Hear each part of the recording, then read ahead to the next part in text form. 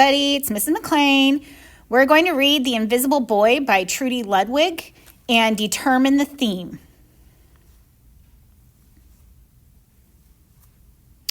Can you see Brian, the invisible boy? Even Mrs. Carlotti has trouble noticing him in her classroom.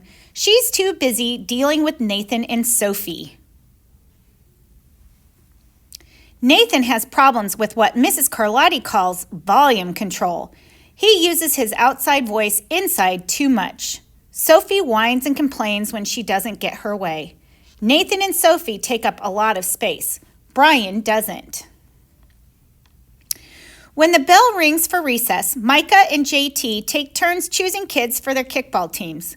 The best players get picked first, then the best friends of the best players, then the friends of the best friends. Only Brian is left, still waiting and hoping. JT glances in Brian's direction and just as quickly looks away. We've got enough players for each team, he tells the others. Let's play ball. In the cafeteria, Madison and her friends talk about her birthday party. Yeah, so was the rope swing over the pool was awesome, says JT. Yeah, so was the water slide, adds Fiona. That was the best pool party ever. I'm so glad you guys had fun, says Madison. Everybody did except Brian. He wasn't invited.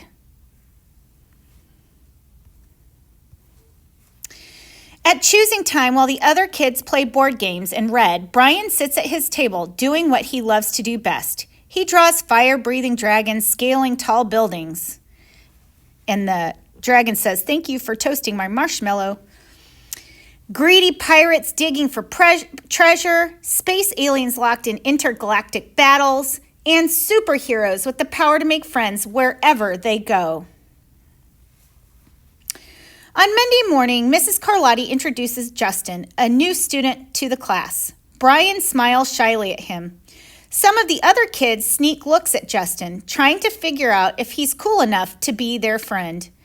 They haven't quite made up their minds yet. At lunch, Madison and JT watch Justin eat with chopsticks. "What's that?" asks Madison as she points at Justin's food. "It's bulgogi. It's Korean barbecued beef. My grandma makes it for me. It's really good. Do you want to try some?" "There's no way I'd eat bulgogi." And the kids laugh. All of them, that is, except Brian. He sits there wondering which is worse, being laughed at or feeling invisible. The next day, when Justin goes to his cubby to put away his backpack, he notices a piece of paper with his name on it.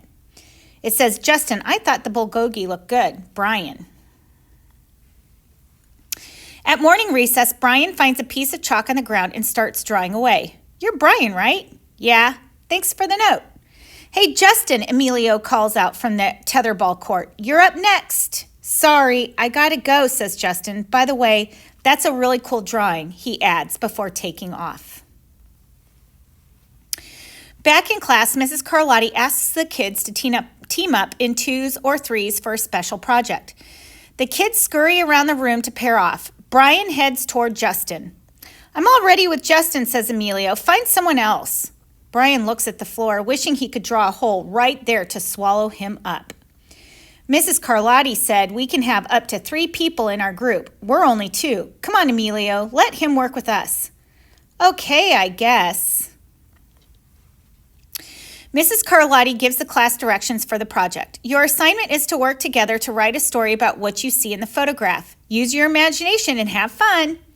"Whoa, cool," says Emilio. "What kind of people do you think would live in a house like that?" "I don't know, but I bet Brian could draw them to go with our story," says Justin. Brian smiles as he takes out his lucky pen.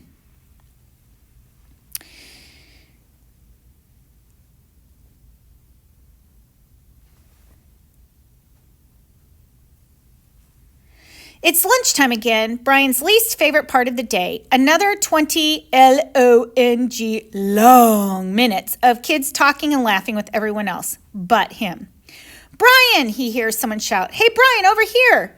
Brian turns and sees Justin waving him over. Emilio nods at Brian as he makes room for him at the table. "Cookie? Thanks." Maybe, just maybe, Brian's not so invisible after all. So I think that's an excellent story. Definitely has some good lessons in it, and that's what the author wants us to get. I just wanted to start out with pointing out that the invisible boy, he feels invisible, although he's not, but that's how he feels because everyone around him basically ignores him. So you can see even the author uses illustrations to show that feeling where he looks like he's grayed out and everybody else is very colorful. Here's another example. And then as people start including him, you can see the color back in him, showing that feeling excluded makes you very sad. And as Brian was included, more and more included, the more color the author brought back to his character to show his happiness.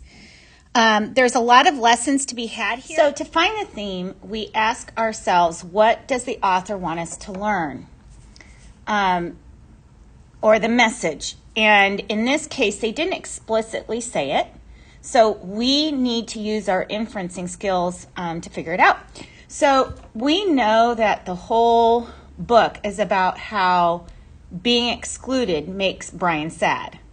And we know that because the author uses it with the illustrations where he is grayed out and really feels invisible, and Brian's character expresses that. So we know that. But this is not a theme because it is specific to this story, the story about Brian. It can't be a theme if it's specific to a character or specific to a certain person. But we can use this to help us determine what the theme is. So we could say that excluding people hurts their feelings. That applies to everybody. It's universal. It is a message that we should take away from this book. We could even word it as when everyone is included, everyone wins. And you can see as the author brings that color back to the character, everybody's colorful, everybody's happy. So when we include everybody, everyone wins. Again, this is just another way of stating the theme. Either one was correct. In fact, there are multiple themes in books often. So this one works as well. I like how it's worded, but either one is good. And this is universal. It applies to everybody. So this is a theme. This is not specific to the story. It is universal and applies to everyone.